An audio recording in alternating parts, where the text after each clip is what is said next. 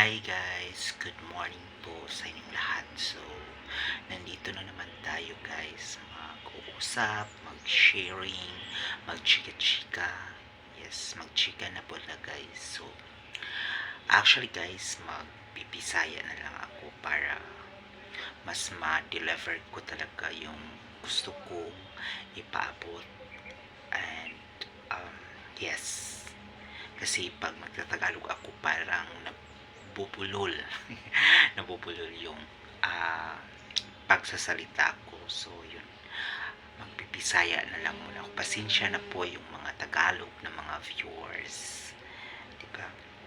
So yung ani guys, ang kakaita po sa akong life karon, diba kapalo naman kita guys nga start sa 2024 2025 na ka-problema gid ko sa akong health. So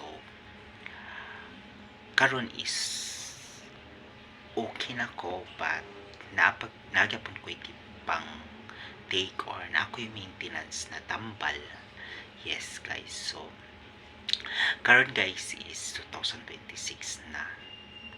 Actually atong 2025 is na okay na gid ko, nakasulod na ko mga works, nakasulod ko BPO. Yes, nakatrabaho ko, but sad to say na stop gyapon ko because of mga problema or mga butang nga dili gid malikayan na mahitabo. Ano siya guys, naka-stop ko atong November or October. Yes, October guys, tama na ko, October naka-work, and until now wala pa ko naka-work. It's January, hapit na mag-February. So ako ang problema guys is lisod na kayo kay ako ka-board pa ko ka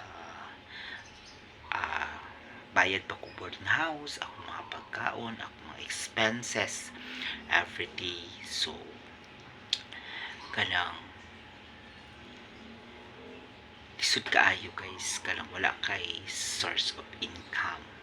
So mo nang as of now wala pa ko kabayad sa akong boarding house, and ako pod kakaluoy pod ko sa akong mama kay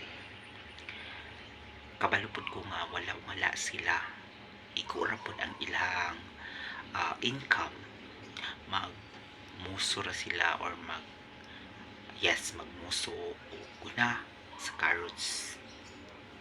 So mao na siya guys, kanang lisod yun kaayo. So ako kuan na pod ko sa akong kaugalingon nga anak, maluoy na unta ko sa akong parents nga sige ko pangayo, sige ko ask pangbayad o boarding house, pangkaon ako, pang expenses na ako diri sa Cagayan de Oro. So maluoy na ko sa ilaha guys. So mo nang kung dili gid ko makasulod og work until January, I plan na mabalik na lang sa ako dito sa bukid, kay mas maayo man dito guys, kay wala may expenses kaayo, kay dito dili naman magbayad og balay, tapos mga lagot mo napod dito, kung walay rice pwede rata maglagot mo, diba? But kakasayangan lang ko guys sa akong opportunities, kanang instead na nakahuman ko eskwela pero dili na gapon ako siya magamit. So as of now kanang doubt pa ko, gaduha pa ko kung mauli ba ko or dili, or kung magstay ba ko diri sa Cagayan para mangita og trabaho, maghulat og opportunity. Actually guys, dili man pud ko kapasagad yun, kanang kapalingkamot pud ko nga makakita og trabaho. Yes, so mo na siya guys ang akong problema nga sa gubang. And despite of that, kanang kapakaligon lang gid ko guys, because I believe nga naa si Lord.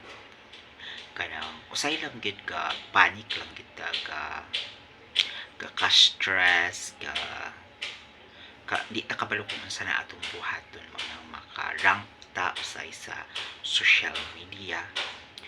And after that maka-realize ra pud ta, so ato lang siyang i-delete. So ano siya guys, I'm hoping and I'm praying